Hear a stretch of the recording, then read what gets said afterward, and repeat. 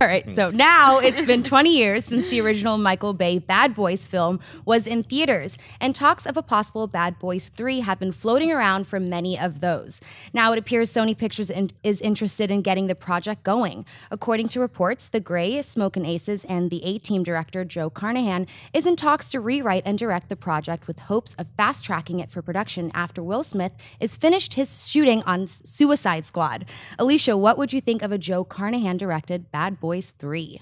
Well, I liked Bad Boys 2. I don't necessarily think that they need a Bad Boys 3, but money, and the second one made like $270 million, so it makes sense. I'm glad that they're not going with Michael Bay, that Joe Carnahan, I think he's a great choice. You look at something like Smokin' Aces and it has the same kind of visual style, very oversaturated, some great action scenes. You look, even the A-Team had some good humor. I liked The Grey as well. So I think if they're going to do it again, then he is a great choice. I am actually a little bit confused as to why Carnahan is not doing more stuff. I mean, I think he's a very gifted filmmaker. He can do fun, he can do exciting, he can do serious. I was a big fan of The Grey. I thought he did a magnificent job on that film with Liam Neeson.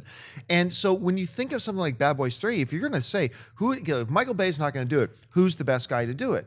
I really do think it would be Joe Carnahan. And like, you know, movies aren't always about, a lot of people will often say to me, John, do we really need a sequel to that? And my argument is always, no film in the history of film has ever needed to be made. It's, do people want it? And I think there is an appetite for another Bad Boys film out there. I'm not necessarily that person, but I know there are a lot of people who always talk about wanting to see a Bad Boys 3. And if the desire's there and the audience wants it, and you can get that cast back, and for whatever reason you can't get Michael Bay in there, I think Joe Carnahan is a really great fit for this, and maybe give us the best Bad Boys film we've ever had. So yeah, I quite like this. Yeah, I think he's definitely an underrated director and writer. I mean, Narc was a fantastic, premiere for him, and he's had a lot of hits and misses as far as just being able to make something. Not misses as far as when he actually gets to make something, but he's developed something, then it goes away. He works on this for a few years, so that's very frustrating when you hear, oh, Joe Carnahan's attached. Oh, the project fell apart. So, hopefully, I saw, all right, well, you're not going to get Michael Bay. Get someone who's